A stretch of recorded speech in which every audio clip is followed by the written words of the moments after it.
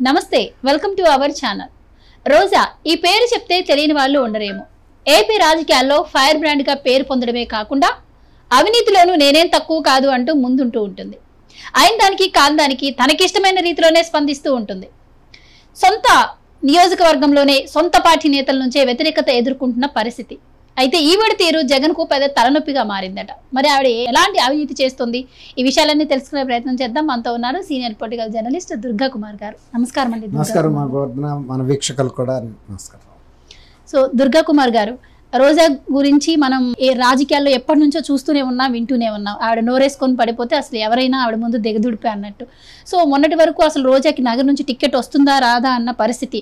ఎందుకంటే ఆవిడ చేసిన అవినీతి అంతా ఇంత కాదు అని చెప్పుకుంటూ ఉంటారు. మరి ఈ నేపథ్యంలో ఆవిడ ఇప్పుడు కూడా స్పందించిన వాటికి కాకుండా స్పందించకూడదు అన్న వాటికి కూడా స్పందిస్తూ ఉంటుంది. సో దీంతో జగన్ కు పెద్ద తలనొప్పిగా మారింది అన్న వార్తలు అయితే వినిపిస్తున్నాయి. సో మీరేం చెప్తారు? అంటే ఇవాళ ఈ కొత్తగా రాజకీయాల్లోకి రోజా రాలేదమ్మా. ఆమె అంతకుముందు తెలుగుదేశం పార్టీలో కూడా ఉంది. తెలుగుదేశం పార్టీలో ఉన్నప్పుడు కూడా రాజశేఖర రెడ్డి గారిని కూడా పంచిలు ఓడదీసి కొడతామని మాట్లాడిన ఆమె. ఏ పార్టీలో ఉంటే వ్యతిరేక పార్టీ వాళ్ళని అంత దూషణ చేయటంలో, కటువైన విమర్శలు చేయటంలో రోజా గారిది అందివేసిన చెయ్యి. ఆమె తన ఉనికిని ఎక్కడున్నా కూడా తెలియజెప్పేటట్టుగా ఉంటది ఆమె పరిస్థితి ఆ పార్టీలో. అది ఆమెకి రాజకీయ బలము బలహీనత కూడా. కొన్నిసార్లు ఆమెకి అది అడ్వాంటేజ్ అయింది, కొన్నిసార్లు డిసడ్వాంటేజ్ అయింది. ఆమె ఉన్న పార్టీ గెలవదు అనేది ఆమెకు ఒక ఐరన్ లెగ్ అనేది కూడా అనేవాళ్ళు. అట్లా ఆమె అనేక వివాదాలను ఎదుర్కొంది, ఆమె విమర్శలను ఎదుర్కొంది. ఆమె చేసేవి కూడా అలాగే ఉంటాయి. ఎందుకంటే ఆమెకి రాజకీయంలో గాడ్ ఫాదర్ అంటూ ఎవరు లేరు. ఆమె నోరే ఆమె గాడ్ ఫాదర్. ఆమె పెద్ద ఆయుధం, పెద్ద బలం, బలహీనత.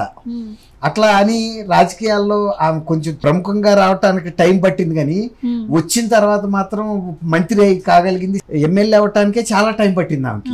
ఒక్కసారి ఎమ్మెల్యే అయిన తర్వాత టకటక పెరిగిపోయింది. పెరిగిపోయినా కూడా వివాదాలని మాత్రం ఆమె వదల్లా. ఆమె రాజకీయంగా ఇవాళ ఉనికిలో ఉండటానికి, ఇంత ప్రాచుర్యంలో పేరు ప్రతిసారి వినపడటానికి, మంచో చెడో రోజా పేరు అయితే రాజకీయంలో ఉంటది, కానీ ఆమె ఏటికి వెరవదు. ఎలాంటి మాట అయినా మాట్లాడుతుంది. రోజా గారు అసెంబ్లీలో ప్రతిపక్ష శాసనసభ్యులను ఉద్దేశించి ఏదో ఒక సంఘటన మీద వేడి వాడి చర్చ జరుగుతున్నప్పుడు మీరేం పీకుతారు, నన్ను చేస్తారా అని కూడా ఆమె ప్రశ్నించింది. ఆ తర్వాత కొన్ని రేప్ సంఘటనల గురించి కూడా మాట్లాడతా, ఏముంది ఏదో జరుగుతాయి, దానికి అంత ప్రాధాన్యత ఇవ్వాల్సిన విషయమా అని కూడా అలాంటి వివాదాస్పదమైన వ్యాఖ్యలు అనేకం చేసింది. అనేకం చంద్రబాబు నాయుడు గారి మీద వ్యక్తిగతంగా చేసింది, వాళ్ళ కుటుంబ సభ్యుల మీద చేసింది, ఎవరి మీదనే చేస్తుంది. అసలు ఆమెకి వెరుపు అనేది తెలీదు. అంటే అది పార్లమెంటరీ సాంప్రదాయమా కాదా అని కూడా ఆమె ఆలోచించదు. ఎందుకంటే ఆమె సినిమా రంగం నుంచి వచ్చింది ప్రధానంగా. రెండోది ఆమె జబర్దస్త్ అనే ఒక కార్యక్రమంలో చేస్తుంది.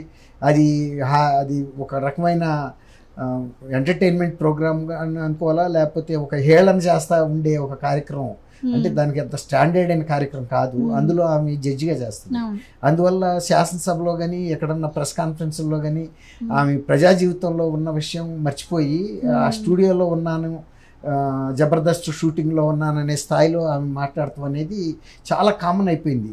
వాళ్ళ రోజా ఎలాంటి వ్యాఖ్యలు చేసినా, అది ఎంత వివాదాస్పదమైనా, ఎవరి మనోభావాలు దెబ్బతిన్నా పార్టీ కూడా ఎప్పుడు స్పందించి రోజా మాటలు తప్పని కానీ, ఆమె ఆత్మ విమర్శ చేసుకుని నేను ఇలా మాట్లాడకుండా ఉండాల్సింది అని కానీ అన్న సందర్భం కూడా మనకి ఎక్కడ కనపడదు.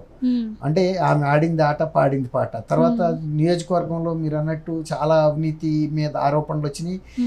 సొంత పార్టీ వాళ్ళు కూడా అసలు ఈమెకి టికెట్ ఇవ్వద్దు అని పదే జగన్మోహన్ రెడ్డి గారి దగ్గరికి వెళ్ళిన సందర్భంలో పార్టీ టికెట్ ని హోల్డ్ లో పెట్టారు, ఇవ్వాల ఈమెకి చాలా కాలం. వాళ్ళు ఏం చెప్పారంటే ఈమెకి గనకిస్తే మేమే తెలుగుదేశం అభ్యర్థికి సపోర్ట్ చేస్తాము అని కూడా చెప్పారు.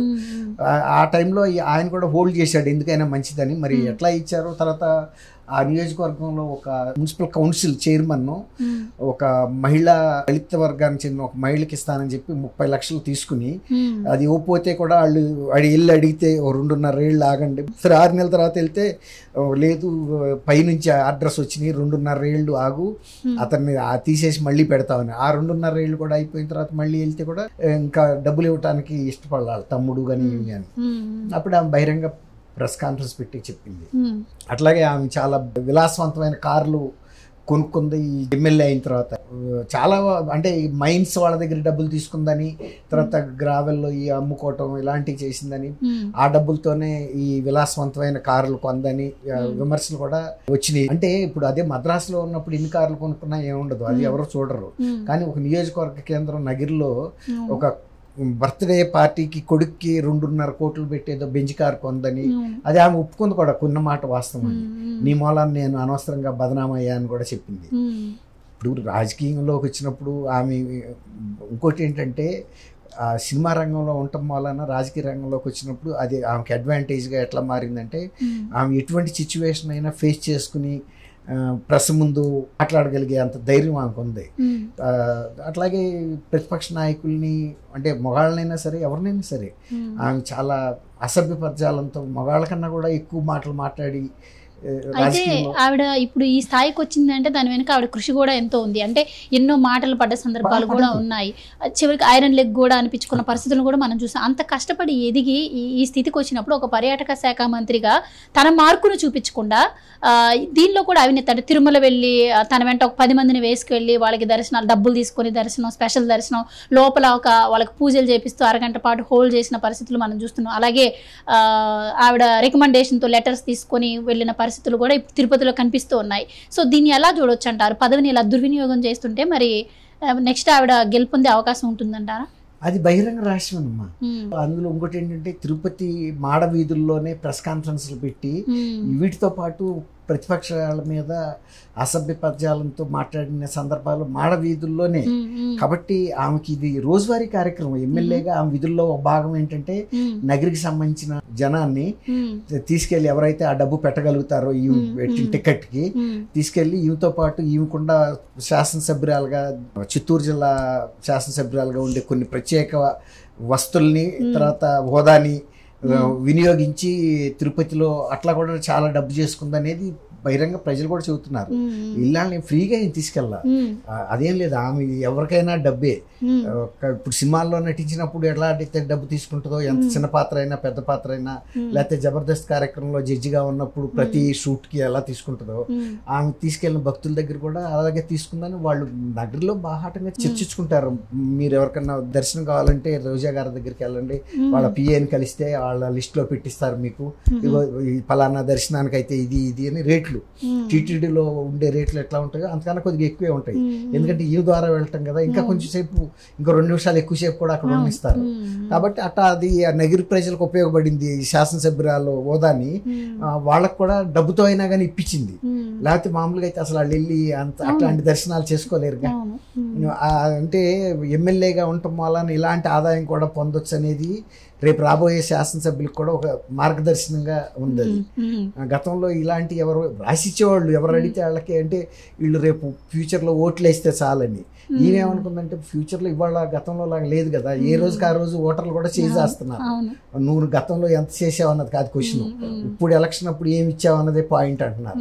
అందుకని ఆమె కూడా అర్థం చేసుకుని డబ్బులు ఇప్పుడు తీసేసుకుని అప్పుడు ఓటుకి ఆ రోజు మార్కెట్ రేట్ ఎంత ఉంటే అంత ఇద్దామనే ఉద్దేశం మీద.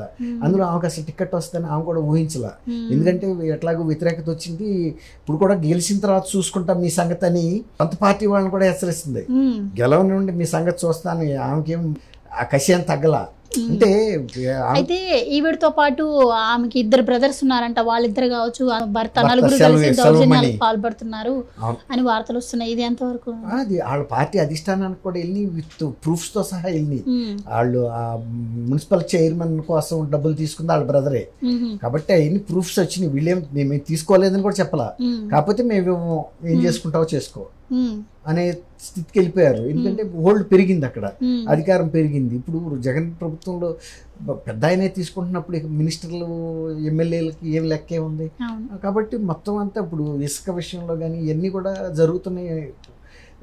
లిక్కర్ విషయంలో కూడా ఇప్పుడు ఢిల్లీ రాక ప్రధానమంత్రి రాక కూడా వెళ్ళినాయి కదా వీటి మీద ఎంక్వైరీ చేయించమని. కాబట్టి ఏది రహస్యం లేదు. ఆంధ్రప్రదేశ్లో ప్రజలందరికీ తెలుసు. ఇప్పుడు వాళ్ళు తాగుతున్న మద్యం గత ప్రభుత్వంలో బ్రాండెడ్ మద్యానికన్నా డబల్ రేటు పెట్టి కల్తీ మద్యం తాగుతున్న నాణ్యత తక్కువది అనేది అందరికీ తెలుసు. తాగే ప్రతి వాడికి తెలుసు. ఇళ్లలో భార్యలకు కూడా తెలుసు. ఇదివరకు 100 రూపాయలు ఖర్చు పెడితే వాళ్ళు 200 ఖర్చు పెడుతున్నాడు. 200 ఖర్చు పెట్టినా మంచి తాగటం లేదు, లివర్ జబ్బులో అయ్యో వచ్చి మళ్ళీ హాస్పిటల్ పాల్గొంటున్నారు. కాబట్టి ఇప్పుడు ఎమ్మెల్యేల గురించి ఎవడు అడుగుతాడు? ఇప్పుడు ప్రభుత్వమే తప్పుదోవలో నడుస్తున్నప్పుడు ఎమ్మెల్యేలు కూడా అంతే నడుస్తారు. ఇప్పుడు అదేమంటే నువ్వు ఇప్పుడు గతంలో ఉమ్మడి కడప జిల్లాలో ఒక ఎమ్మెల్యేని పిలిచి సీఎం గారు నీ పెర్ఫార్మెన్స్ బాగాలేదని అంటే ఆయన కూడా మరి నీ ప్రభుత్వ పెర్ఫార్మెన్స్ నీ పెర్ఫార్మెన్సే బాగాలేదు, ముందు అది చూసుకోమని అన్నాడంటే ఆయనకి ధైర్యం ఉంది కాబట్టి అన్నాడు. అదే సామాజిక వర్గానికి చెందిన వ్యక్తి కాబట్టి. అదే మిగిలిన వాళ్ళు అయితే అనలేరుగా. అట్లా ఇప్పుడు కొంతమంది ధైర్యం, ఇప్పుడు రోజా ఉన్నారు, ఆమె ఒక సామాజిక వర్గం, రెడ్డి సామాజిక వర్గం, ఆమెకు కూడా ధైర్యం ఉంది. ఆమె అనేక పార్టీల్లో చూసి వచ్చింది. రాజశేఖర రెడ్డి గారిని చూసింది, ఎన్టీ రామారావు గారి టైంలో కూడా ఉన్నట్టుంది, చంద్రబాబు గారి టైంలో ఉంది. కాబట్టి ఇంతమంది మహానాయకుల కింద పనిచేసింది. ఒక స్పోక్స్ పర్సన్ లాగా ఉండేది తెలుగుదేశంలో ఉన్నప్పుడు కూడా. ఎక్కడుంటే అవుట్ స్పోకెనే, అది మంచిగా చెడే తర్వాత మాట. ఇప్పుడు రాజశేఖర రెడ్డిని పంచిలోడ తీసుకొడతానందంటే రాజశేఖర రెడ్డి ఒక లిజెండరీ లీడర్ అని అంటాడు కదా జగన్మోహన్ రెడ్డి గారు, ఆ మహానాయకుడు అని. ఆ మహానాయకుడిని కూడా పంచిలోడ తీసి బజార్లో పరిగెత్తించి కొడతానందంటే ఈవెంత మహానాయకుడు ఉండాలి, అంతే కదా. ఇప్పుడు మాచర్ల పేరు ఏదో అంటారు కదా, నాయకురాలు నాగమ్మ. నాయకురాలు నాగమ్మ ఆ రోజుల్లో అయితే అంతకన్నా పెద్ద లాంగ్వేజ్ వాడగలిగిన ఆధునిక నాయకురాలు మన Rojamma. Right, thank you so much అండి. థ్యాంక్ యూ అమ్మ గోవర్ధన, మన వీక్షకులు.